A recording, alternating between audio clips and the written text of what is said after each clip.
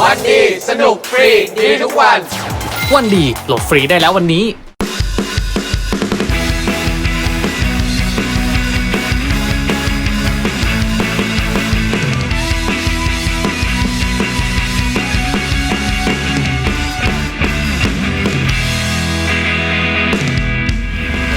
สาวเช็ควันนี้พบกับนางเอกสาวหน้าใสมุกวรณิตที่มาพร้อมผลงานล่าสุดซีรีส์โรแมนติกคอมเมดี้คู่แท้แม่ไม่เลิฟคู่แท้แม่ไม่เลิฟมุกก็เล่นกับลุกแล้วเป็นไงเรื่องที่แล้วอะค่ะเขายังพูดภาษาไทยไม่ค่อยเก่งเพราะว่าก็เรียนภาษาไทยอยู่ตอนนี้คือไม่อยากให้เก่งไปมากกว่านี้พอก่อนแล้วเขาเป็นมีคำหยาบมีอะไรกันมากับเรายังก็มีค่ะเช่นอีไม่ต้องอย่างเงี้ยค่ะ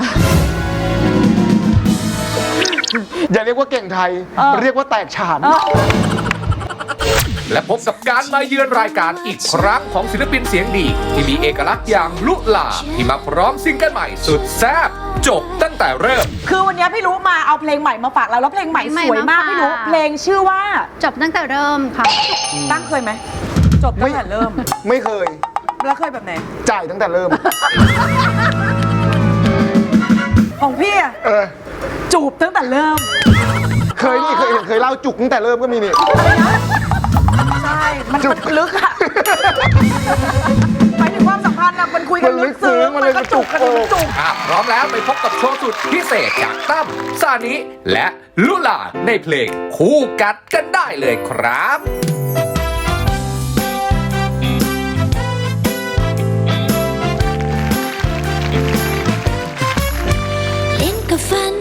พบกันที่ไรก็เรื่องใหญ่น้ำกับไฟถ้าใกล้กันได้ก็ดีมากับแววมาจากกันสู้กันทุกทีต่างไม่เคยมีวิธีจะพูดจานกกินโครงพอลงมาขอพรมนกเอียงอ้อยอีเถียงกันตลอดเวลาซื้อกับสิงก็คบกันเขาเป็นเจ้าป่าต่างไม่ยอมจะพูดจาตกลงกันอย่างเธอกับฉันและที่จริงเราก็มีหัวใจให้กันแล้วทำไมเธอกับฉันคอยขัดขันทุกทีเรื่อยไปเธอก็ซื้อฉันก็สิงทั้งที่จริงไม่มีอะไรรักกันแต่ทำไมเป็นอย่างนี้ให้ฉันกับเธอ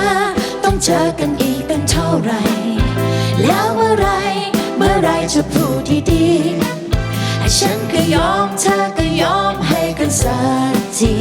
จะให้ดีเธอยอมก่อนตกลงไหม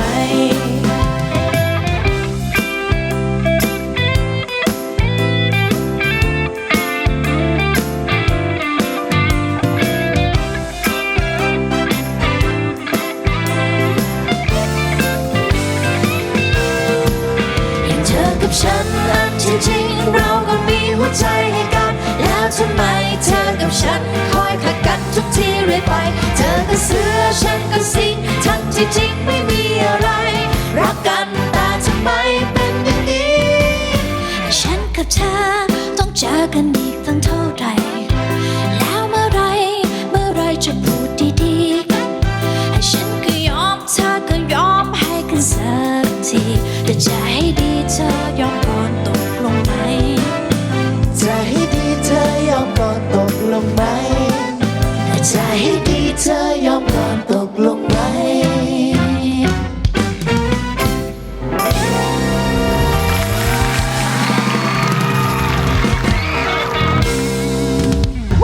พี่ลุลาสวัสดีครับสวัสดีค่ะละมุนเหลือเกินละมุนไม่คิดว่าพี่สาวเราเพลงนี้จะมาละมุนขนาดนี้เนาะตอนแรกนึกว่าแบบกะโซโล่อย่างนี้เลยนะจะเต้นแรงอย่างเงี้ยเหรอตึงแน่ดีแล้วที่เป็นเวอร์ชันเมื่อกี้พี่เดี๋ยววันนี้เราคุยกันหน่อยเดี๋ยวเอาเก้าอี้ให้พี่รู้นั่งก่อนครับจริงๆต้องบอกว่าแฟชั่นแบบเที่ยวตลอดแต่เดี๋ยวเราจะคุยเรื่องแฟชั่นแต่ต้องถามอย่างนี้ก่อนพี่รู้เพลงที่เลือกมาร้องกับเราเนี่ยคือเพลงคู่กัดทำไมเลือกเพลงนี้เรารู้สึกว่ามันก็ร้องได้ทุกวัยแล้วเพลงมันก็น่ารักดีก็คือรู้สึกว่าถ้าเราร้องกัน3 คนน่าจะดูแบบคิ้วดีอะไรอย่างเงี้ยแล้วก็เป็นเวอร์ชันที่แบบน่ารักสดใสเลยแล้วพอเป็นเสียงพี่รู้เป็นความรู้สึกอีกแบบหนึ่งเลยเนาะมันเหมือนแบบยอมก็ได้วะอะไรอย่างเงี้ยแต่ว่าด้วยความแบบเสียงความน่ารักอ่ะมันขัดกับลุคพี่เขา พักหลังๆอะลงรูปก็แบบเปรี้ยวแซ่บ อายุเยอะแล้วก็เหมือนแบบเหมือนแม่ก็ไม่ค่อยว่าอะไรแล้วอะแต่มันแค่แบบดูไม่ให้มันน่าเกลียดเกินไป เราสนุกสนานแบบวบๆแวมๆนิดนึงเนาะ เป็นสไตล์ของเรา เพลินๆ แต่จริงๆเขาบอกว่าเวลาถึงเราเห็นพี่รู้เนี่ยแซ่บ เสียงน่ารัก เสียงเนี่ยหวานน่า เสียงหวาน รั น่าก รักตัวจริงก็คือแต่งตัวแบบมีบุคลิกแบบเปรี้ยวแซ่บแต่จริง ๆ คือโคตรแมน นี่ มาก แหมพอพูดแมนปุ๊บเอาแล้ว ดึงหน่อย มันก็มีเวลาที่เราแบบจะต้องใช้ความเป็นผู้หญิงก็ต้องใช้ แต่ว่าถ้าแบบจริง ๆ บุคลิกจะไม่ค่อยเป็นผู้หญิงเท่าไหร่เพราะว่าโตมากับเด็กผู้ชายอะไรที่จะต้องทำแบบผู้หญิงเนี่ยเราจะไม่ค่อยถนัดเท่าไหร่ทำ เช่นอะไรที่ผู้หญิงเขาทำกันแล้วพี่รู้ทำไม่ พู เป็ ด น หวานๆเงี้ยแบบตั้มขาโอ้จะได้นะน่ารักไปออกรายการหนึ่งซึ่งพี่พูดคำหยาบคำแรกออกทีวีแล้วก็แบบงานจ้างเยอะมาก ทุกคนอยากได้ยินทุกคนอ อ้าวย าก เหรอ ได้ยิน เดี๋ยวนี้พูดคำหยาบแล้วดังแล้วเหรอ ก็พูด ลุงนี้พูดตั้งนานแล้ว เขาเห็นลุกเราหวานๆไง แต่จริงๆก็คือว่าจริงๆก็เป็นตัวเองนั่นแหละแต่ค่อยไม่เวลาออกสื่อเนี่ยไม่ค่อยได้แบบมีโอกาสพูดอย่างนี้หรือเป คือ ล่า มีความรู้สึกว่าเพราะเสียงเราเป็นอย่างเงี้ยแล้วตัวเราเล็กๆใช่ป่ะก็เข้าใจว่าคนคงรับไม่ได้ว่าจริงๆแล้วเราเป็นคนแมนมากแบบพูดคำหยาบเนี่ย สักครั้งได้ไหมเอ้ตั้มไม่เคยได้ยิน ผมว่าพี่รู้ว่าด่าแล้วไม่เจ็บ ไอ้อย่างเงี้ย จริงๆก็คือเป็นไงเจ็บไหม ไม่มีใครโกรธจริง ๆ ไม่มีใครโกรธ ไม่เจ็บนะ แต่รู้ เพราะ สึก เสียงมันแบบมันเสียงมันเล็กๆอ่ะแต่คือจริงๆแล้วเป็นคนแมนมากเพราะว่าแบบโตขึ้นมาเด็กผู้ชาย มีแต่เพื่อนผู้ชาย ใช่มันมีแค่เสียงอ่ะกับตัวเล็กเลยที่มันแบบกลบทุกอย่าง ตัวจริงคือแมนแต่งตัวเซ็กซี่เสียงหวาน และเป็นคนโกะ เป็นคนโกะ สะดุดทุกอย่างที่ขวางหน้า ใช่ ภาษามันคือซุ่มซ่าม ซ้ำคือเอาเป็นว่าเวลาเราดูละครใช่ป่ะสมมติว่าซัมบี้อ่ะกำลังจะฆ่านางเอกแล้วแล้วนางเอกวิ่งหนีกำลังจะพ้นนางเอกล้มอย่างนั้นเลย โดนอยู่ดีก็โดนอยู่ดี ถ้าเป็นพี่รู้เป็นเรื่องนั้นก็คือตาย ใช่กูโดนแดกอ่ะ แปลว่าโกะ เจ๋ง โกะต่อหน้าสมมติแบบมีคนมาจีบเราแล้วแบบมีแบบเผลอแบบปล่อยโกะปล่อยอะไรไปไหม คือผู้ชายหนีหลายคนมาก เพราะว่าไปเดทกัน ช่วงที่หั่นไก่อยู่ไก่แบบฟิว แพทย์มันแพทย์ บินข้ามหัวเขาไปเลย ไก่บิน จากนั้นมาผู้ชายก็ไม่โทรหากูอีกเลยผู้ชายไม่โทรหากูอีกเลย เราลองเป็นตัวเองดูไหมล่ะ พอแน่นอนพอโตแล้วเราแบบจีบใครหรือกินข้าวกันอย่างเงี้ยใช้มือเลย เขาใช้มือเลย ไม่ เลย กินไก่อ่ะกินอาหารอะใช้มือเลยพิซ ไม่ต้อง ซ่า มานั่งเขินกันแล้ว ตอนแรกอาจจะแบบกินแบบกระมิดกระเมี้ยนแบบหั่นก่อนตอนนี้ ค่อยๆแกะ จับเลย ค่อยๆลูด ใช่ ใช่ ใช่ค่อยๆแก่ใช่ค่อยๆลูดใช่แต่พอตอนเนี้ยก็คือพอมันโตขึ้นไงป๊า ก็ใครจีบก็กินมุมมาไม่เห็นทั้งนั้นแหละ ให้เขาเห็นให้ จะ เขา ได้ รับ รู้ ได้ ว่ารับได้ไหมพูดคำหยาบใส่เลย รอแล้วเขารับได้ไหมเขารับได้ไหม รับได้ อ๋อเราเปิดมันเลยแบบอย่างเงี้ยเขาได้ ไม่ เลย ไม่ก็เหมือนขับรถใช่ป่ะแล้วบางทีเราด่ารถคันข้างหน้าอะไร แล้วเขาโอเคไหม เขาก็หัวเราะแล้ว ชอบ หลังจากนั้นเขาก็เริ่มพูดบ้าง คู่เขาน่ารัก หรอ คู่เขาน่า ฝ รั รั่ ก งไงจะพูดคำหยาบไม่ค่อยเป็น เอ้าก็ที่ไปดูให้ไปดูวันเนี้ยเรื่องเพลงเนี่ยเราสนใจเรื่องเพลงนะ แต่น้อยกว่าพระเอก MV อ๋อเหรอในเอ็มวีได้เหรอ อะไร อ๋อ อะไร ไหนดูสิ คือวันเนี้ยพี่รู้มาเอาเพลงใหม่มาฝากเราแล้วเพลงใหม่สวยมากพี่รู้เพลงชื่อว่า จบตั้งแต่เริ่มค่ะ จบตั้งแต่เริ่ม ใช่ แล้วก็มีภาษาอังกฤษคือ นัวเนี่ยมันเป็นภาษาฝรั่งเศสคือมันเป็นชื่อประเภทหนังฟิล์มนัว ฟิล์มนัว มันก็จะเป็นขาวดำเป็นฆาตกรรมอะไรเงี้ยแล้วก็มีความอาร์ตหน่อยเราตั้งชื่อภาษาอังกฤษว่านัวเพราะว่าเรารู้สึกว่าตัวเพลงกับตัว MV อะมันมีความแบบฟิล์มนัวอยู่แล้วก็ที่สำคัญผู้กำกับเป็นผู้กำกับภาพยนตร์ด้วยพี่โอภักภูมิ อ๋อก็เลยได้ภาพเป็นเหมือนแบบหนังฟิล์มมาเลย ใช่แล้วก็ช่างภาพชื่อพี่สีบานค่ะเขาเป็นช่างภาพภาพยนตร์ที่ได้รางวัลสุพรรณหงส์อะไรเงี้ยแบบท็อปเลย แต่ว่าเพลงเนี้ยจบตั้งแต่เริ่มเนี่ยมันพูดถึงเรื่องอะไรบ้างพี่รู้ ก็เป็นความสัมพันธ์สมัยใหม่ จริงๆเราว่ามันคงมีมานานแล้วนะแต่เป็นสมัยใหม่ที่เหมือนฝ่ายหนึ่งอะเขาไม่ได้อยากจะมีความสัมพันธ์ตั้งแต่ต้นแต่เหมือนเราอะเขาไม่มีความสัมพันธ์ของเขากับเขาแต่ว่าหวังว่าวันหนึ่งเราจะได้เป็น พัฒนา ของเขาจ จริงๆแต่ว่าพี่เป็นคนเอาคอนเซปต์เนี้ยไปคุยกับโปรดิวเซอร์คือคุณเจนพัทแล้วก็มีคุณข้าวเฟลโลมาช่วยแต่งแล้วเราก็แต่งกัน3คนแต่เราเป็นคนเอาคอนเซปต์เข้าไปบอกว่ามันมีความสัมพันธ์เนี้ยที่มันจบตั้งแต่เริ่มและเราไม่ควรเริ่มกับคนเนี้ยตั้งแต่แรก ตั้งเคยไหมจบตั้งแต่เริ่ม ไม่เคย แล้วเคยแบบไหน จ่ายตั้งแต่เริ่ม แต่พี่ ใช่ เคยอีกอย่างหนึ่งนะครับ เป็นไง เจ็บตั้งแต่เริ่ม ของพี่อะ เออ จูบตั้งแต่เริ่มด้วยจูบเลย จะได้รู้จักกัน เคยเล่าจุกตั้งแต่เริ่มก็มีนี่ ใช่ มันลึกอะหมายถึงความสัมพันธ์อะมันคุยกันลึกซึ้งมันก็จุกกันเลยมันจุกเลย เปลี่ยนชื่อรายการเถอะพี่เอ้ย แต่เพลงนี้ก็คือโอเค พี่รู้เล่นเองจริง ๆ พี่รู้ก็เล่นมาหลาย MV แล้วแต่พระเอกสิ จริงๆไม่ได้อยากเล่นเองนะจริงๆเล่นเพลงที่แล้วไปที่เราเจอปีที่แล้วใช่ป่ะเล่นกับท็อปเลซี่ ใช่ แล้วรู้สึกพอแล้วเหมือน acting ไม่เหมาะกับกูอะไรเงี้ย หุ้ยเมื่อกี้แซ่บเมื่อกี้ดีเลย ไม่แต่ เมื่อกี้ไม่ได้เล่น รับอย่างเดียวเหรอแบบ โอ้ ยอย ม เมื่อย อ กี้ มเลย เข้าไป แต่ว่าเผอิญผู้กำกับคือพี่โอ๋ภาคภูมิเคยไปถ่ายหนังสั้นกับเขา ค่ะ แล้วเหมือนพี่โอ๋เหมือนครูสอน acting อ่ะเพราะว่าอยากแบบ continue แบบการเรียน acting กับเขาต่ออแต่ขออย่างเดียวขอฟิลิปเล่นได้ไหม ทำไมต้องเป็นฟิลิปหนูถามนี่ เพราะว่ามันสนิทเพราะเราดูบทแล้วอะเพราะว่า1คือเป็นฆาตกรรม2คือแบบมันจะมี เลิฟซีนด้วย แล้วก็มีการฆ่ากันในซีนด้วย มันก็เลยคิดว่าต้องเป็นคนสนิท สมมุติว่าถ้าเป็นคนใหม่อะเป็นพระเอกสักคนหนึ่งเนี้ยมันเหมือนเราต้องมาทำความรู้จักกับเขาอะเพราะนี่มันเหมือน5 4 3 2 1คัดอยู่เงี้ย ผมเพิ่งรู้ว่าพี่รู้สนิทกับฟิลิป หนูสนิทมากเลยสนิทมากเลย เขาจะรู้กันเนี่ยเพราะมึงเนี่ยแหละ พี่รู้ฝากหน่อยครับเพลงนี้ไปฟังได้ที่ไหนกันบ้าง ก็อยากให้เขาไปดูMV นิดนึงเพราะว่าพี่บุ๊กกับเขาก็เป็น perfectionist อะ ค่ะ คือเขาทำมาแบบเขาแก้มาหลายรอบมากแล้วจนถึงแบบเอามาให้เราดูอะไรเงี้ยเรารู้เลยว่าเราไม่ต้องแก้อะไรอีกแล้ว เพราะว่าเขาคิดมา Final มาให้เรา ครบหมดแล้วเหมือนเป็น ครับ ภาพยนตร์สั้นๆ อยู่ในเพลง 4 นาทีอะไรเงี้ย ครับก็ไปดูกันได้นะสำหรับ ใช่ MV นะไปฟังเสียงพี่รู้คือผมรู้สึกว่าฟังเพลงนี้แล้วรู้สึกว่าพี่รู้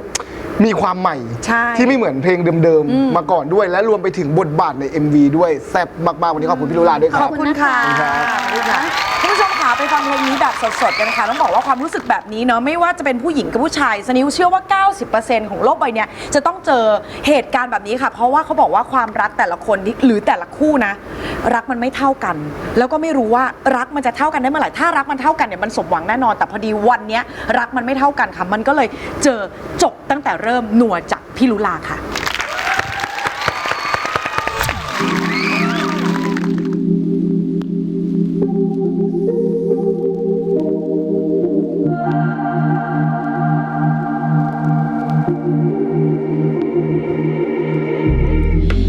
ฉันก็ไม่รู้ทำไมฉันยังต้องรอ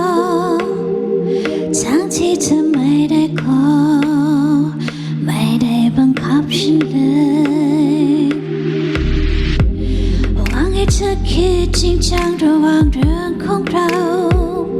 กลับกลายเป็นแค่เพื่อนแค่เงาตอนที่เธอนึกถึงกันเท่านั้นไม่รู้เพราะฉันนั้นชอบดูหนังหักมุมไว้หรือเปล่าและคิดเอาเองว่าเธอจะมารักฉันในตอนท้ายที่เสียเวลากับเรื่องของเธอฉันไม่เคยเสียดายอยากจะหนีไป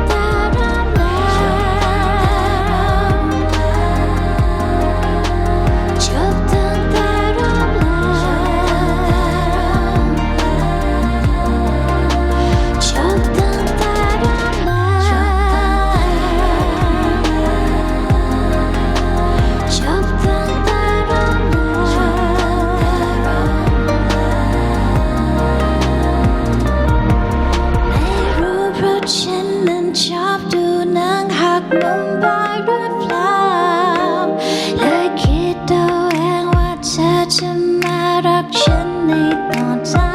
ยที่เสียเวลากับเรื่องของเธอฉันไม่ค่อยเสียดายอยากจะเรียกความจริงสิ่งรักของเราจบแล้วทั้งที่รู้ว่าเธอนั้นไม่มีหัวใจฉันก็ยังจะเข้าไปวนลูปเดิมซ้ำๆฉันทำตัวเองซะนะทั้งที่ตั้งแต่รักเธอนั้นก็ชัดเจนยังจะ try to be your girlfriend จะไปหวังอะไร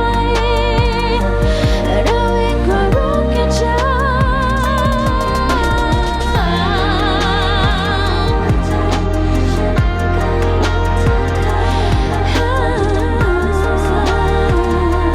ฉันทำตัวเองซะแล้วทั้งที่ตั้งแต่รักเธอนั้นก็ชัดเจนยังจะ try to be your girlfriend จะไปหวังอะไรเราเองก็รู้แค่ใจจบตั้งแต่เริ่มแล้วจบตั้งแต่เริ่มแล้ว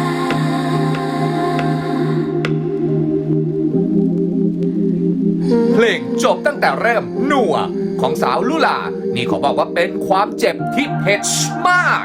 สาวเช็คอัปเดตวันนี้ขออัปเดตเพลงใหม่ของนักร้องสุดแซ่บอย่างมัจฉาที่กลับมาพร้อมซิงเกิลที่ 2 ในเพลง Just One Night เพลงนี้ขอบอกว่าแซ่บไฟลุกไม่แพ้เพลงแรก บวกกับเซอร์ไพรส์ด้วยการรวมตัวของนางแบบตัวท็อปของวงการถึง 4 คน คือแอนชิลีเลน่าฟลุกตะลอนและจัสมินมาร่วมแสดงในมิวสิกวิดีโอนี้ด้วยเพลงนี้จะเผ็ดร้อนขนาดไหน เรามีมาให้ชมกันครับ Boy, it be thinking, a lot is thinking, alright. You shall like give it up, oh tonight. Option like your night. If I'm all that you need, you play champagne now. Can't take any goodbye, come closer, make me high. Show me your love for just one night, for just one night. Boy, time make me cry, just show me what you like. It's like a new, it's like a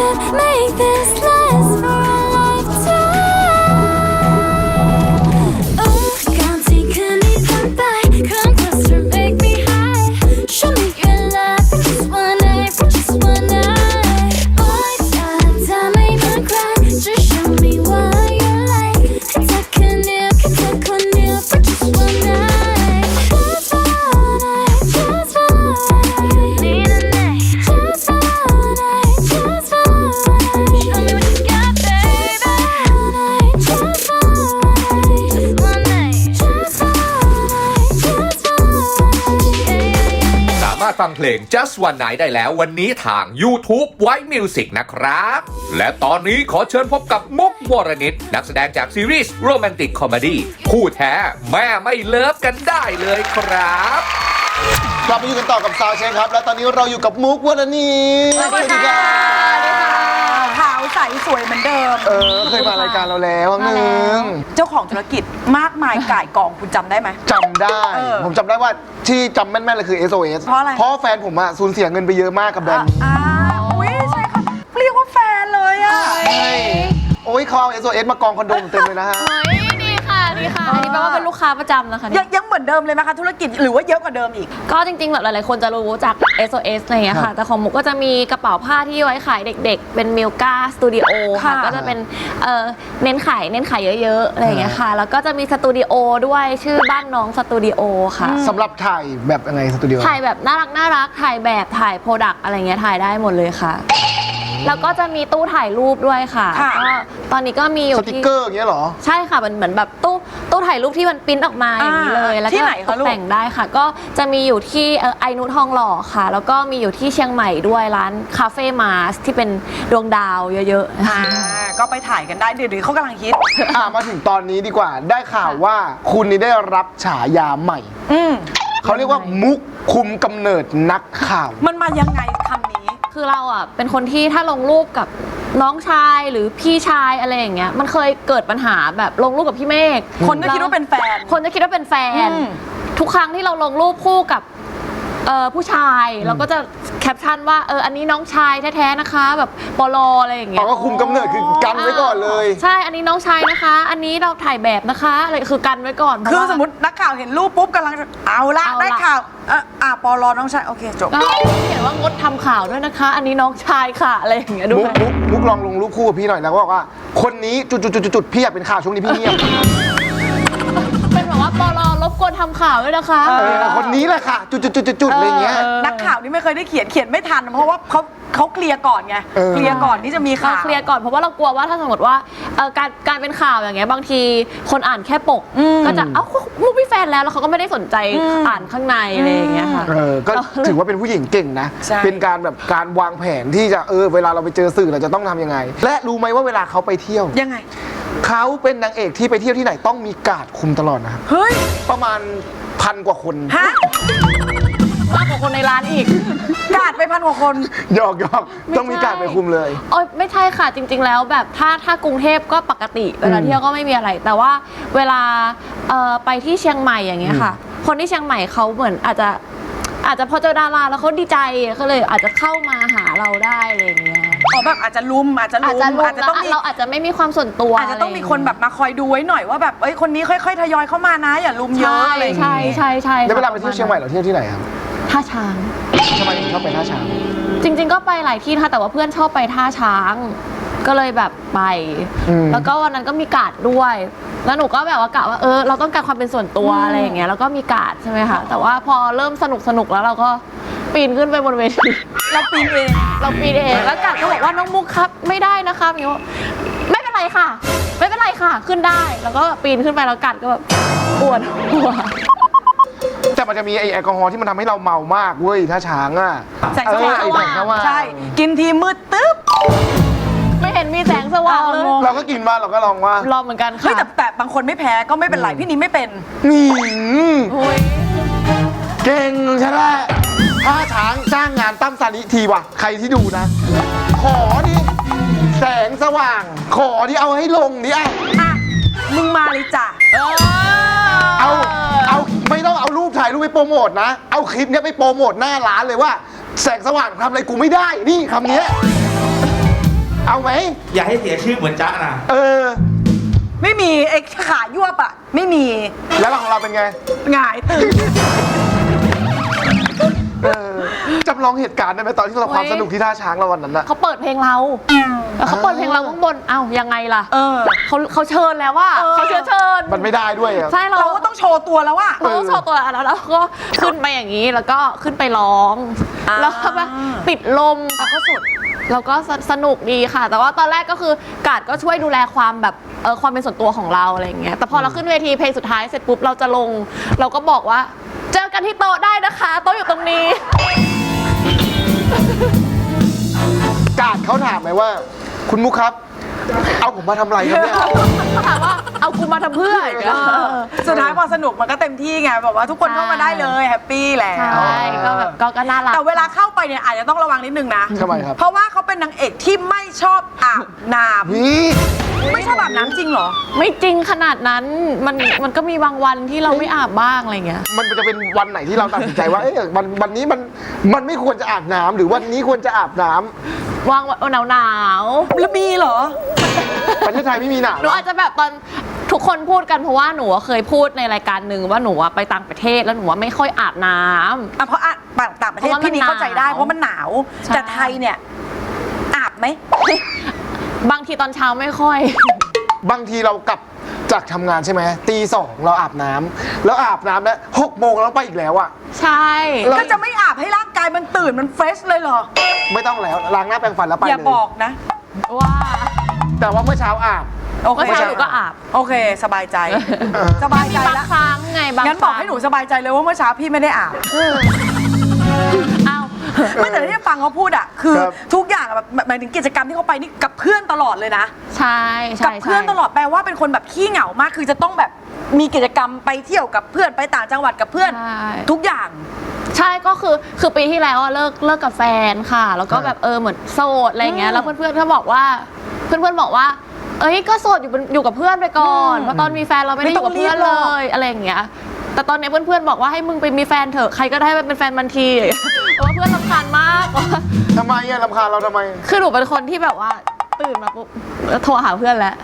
แต่ว่าสลับกันนะคะไม่ได้คนเดียวรับความเสี่ยงคนเดียวว่าสลับก็พยายามคละกันแล้วให้ทุกคนแบบเดือดร้อนคนละนิดอะไรอย่างเงี้ยแต่พวกเขาก็รู้สึกว่าเขาเดือดร้อนอะไรอย่างเงี้ย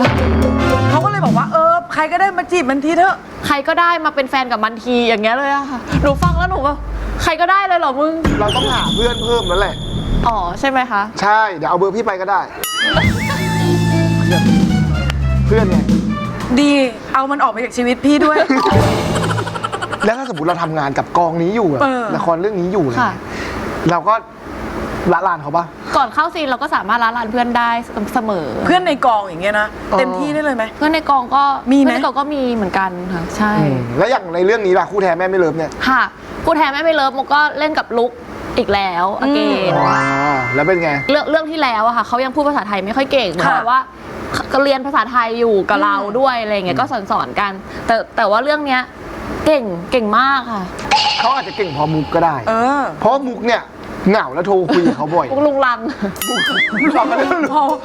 มุกได้อีกฉายาหนึ่งนะมุกลุงลั ลุ ง งลังแล้วก็บางคนเขาเรียกมุกวอลเขาเรียกว่ามุกวอลแวร์ มุกวอลแวร์ เพราะว่าแต่ว่าจริงๆลุกคือเก่งมาแล้วค่ะแล้วเก่งแบบที่เหมือนน่าจะมีครูที่สอนคำหยาบเขาเยอะอะไรอย่างเงี้ย เพราะว่าเขาปากต่อปากแบบเขาเรียกว่าอะไรนะ ปากหนัก ต่อ มาก ปาก ตอน ต่อ นี้ คำใช่ไหม ค่ะใช่ค่ะ ตอนนี้คือไม่อยากให้เก่งไปมากกว่านี้ พอก่อน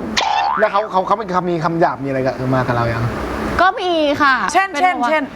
อีไม่ต้องอย่างเงี้ยค่ะ ครูท่านไหนสอนคะเนี่ยเขาดู อย่า แบบ อย่าเรียกว่าเก่งไทย เรียกว่าแตกฉาน ถ้ากินแล้วมันลำบากมากเลยอีไม่ต้อง เออ อย่างเงี้ยค่ะ คือแบบถ้ากินแล้วแบบโอ๊ยเดี๋ยวกินแล้วมันจะอ้วนนะขนมนี้มันไม่ได้เลยแต่แบบไม่ต้องเลิศ แต่ว่าเห็นว่าเรื่องนี้นอกจากร่วมงานกับลุกแล้วยังร่วมงานกับพี่แคทริยา ใช่พี่แหม่มแคทริยาค่ะก็พี่แหม่มน่ารักมาก คือตอนแรกเราก็เก่งเพราะว่าคุณแม่มุกเป็น FC ของพี่แหม่มอีกทีหนึ่งคือทุกคนในบ้านก็คือดูพี่แหม่มมาอย่างเงี้ยค่ะ ครับ ก็คือแบบเกรงใจมากแต่ว่าพี่แหม่มตัวจริงเขาแบบน่ารักมาก เหรอ แล้วก็แบบเป็นกันเองแบบคุยเล่นกับพวกเราด้วยอะไรเงี้ยค่ะ ก็คุยเล่นกับลุกด้วยโอ๊ยปวดหัวไปหมด อย่างที่บอกเอาจ เก่ ริง ง ๆนะ ผมอะไม่รู้คือผมอะรู้ที่หลังว่ามุกก็เป็นนักร้องผมรู้ว่ามุกก็เป็นนักแสดงก่อน อ๋อใช่ ตัวผมนะแต่ จริงๆออกเพลงก่อน แต่รู้จักเพลงเขานะ แต่ไม่รู้ว่ามุกร้อง มาทันเวลาพอดีป่ะคะ รู้จักเพลงนี้แต่ว่าไม่รู้ว่าใครคือนักร้อง จนมาเล่นนักแสดงแล้วก็มาเจอมุกแล้วเฮ้ยมุกร้องเพลงนี้เหรอวะ ใช่ มุกเป็นนักร้องเหรอวะ ยังร้องเพลงอยู่ไหมทิ้งการร้องเพลงไปยังคะมุก ยังค่ะก็มีร้องประกอบซีรีส์เรื่อยๆ เรื่องนี้ด้วยไหม เรื่องนี้ก็ร้องด้วยเรื่องนี้ชื่อเรื่องว่าคู่แท้แม่ไม่เลิฟก็ ครับ เพลงที่มุกร้องชื่อว่าแม่ไม่ชอบแต่ฉันชอบ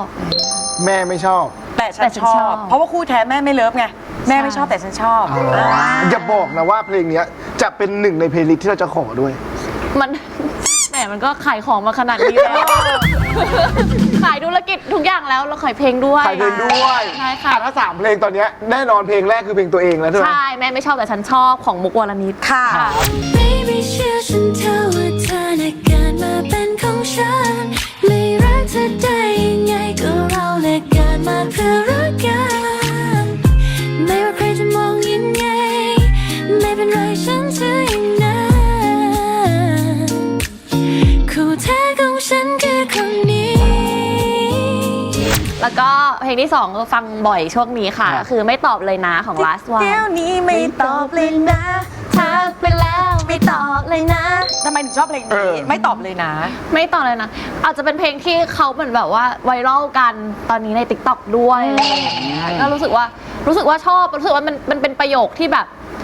มันเป็นประโยคง่ายๆ แต่เอามาทำเป็นเพลงให้แบบคุ้นหูติดหูเราได้ ค่ะ เรา เดี๋ยวนี้ไม่ตอบเลยนะทักไปแล้วไม่ตอบเลยนะแชทเรามันช่างนักกว่าปล่อยให้ฉันคิดถึงเธอข้างเดียวแล้วเธอก็ไม่เห็นตอบยังกับว่าฉันมันไม่สำคัญหรอกถามอย่างนี้ใจคอไม่ดีรู้เปล่า อีกเพลงหนึ่ง เพลงที่3มา เพลงที่3ค่ะเพลงซ้อมมีแฟนค่ะของคินคาวอน X Bam ค่ะ ทำไมถึงชอบเพลงนี้ซ้อมมีแฟน เพราะว่าเป็นเพลงที่ดูโรแมนติกดี เป็นสิ่งที่เราไม่มี ไปเลือกชุดแต่งงานดูแหวนกูสักทีวันวาเลนไทน์ปีนี้ไปเที่ยวที่ไหนดีคงต้องซ้อมมีแฟนก่อนก็เห็นเธอมาส่องดูก็รู้ว่าเธอมีใจจะลงรูปคู่แบบไหน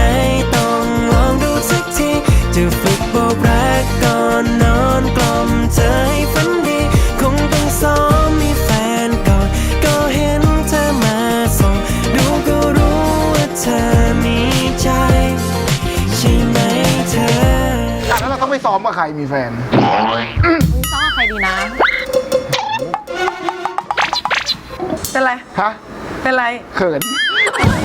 ทำไมอะ น้องเขาจะซ้อมกับใครก็ได้ที่ไม่ใช่มึง ก็แค่คู่ซ้อม ถามว่าดิสเปคเราเป็นยังไง ชอบคนที่แบบพูดคุยเป็นเพื่อนเราอะไรอย่าง ห เงี้ น้าย ตาต้องเป็นยังไง ชอบ ประมาณ ตีค่ะ ตีโอเคจบแล้วมึงจบแล้วตีเขาบอกตีนี่คือ3เพลงนะครับ ที่มุกก็มาแนะนำวันนี้ก็ไปฟังตามได้ แต่ว่าสิ่งที่จะต้องดูจะต้องติดตามเลยนั่นก็คือ